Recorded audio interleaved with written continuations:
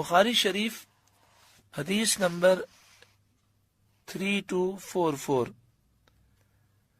نبی کریم صلی اللہ علیہ وآلہ وسلم نے ارشاد فرمایا، قال اللہ تعالی،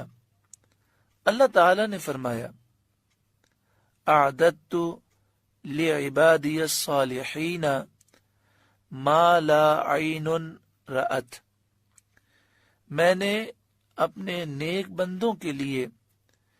جنت میں وہ نعمتیں تیار کی ہیں